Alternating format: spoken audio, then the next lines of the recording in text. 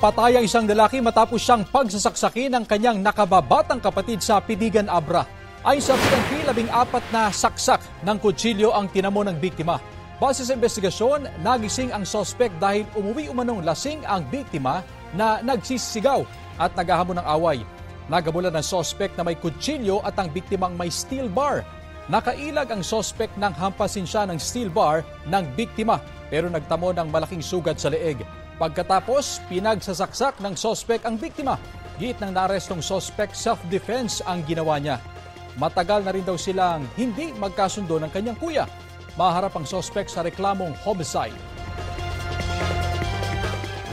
Kapuso, alamin ang maiinit na balita. Bisitahin at mag-subscribe sa GMA Integrated News sa YouTube.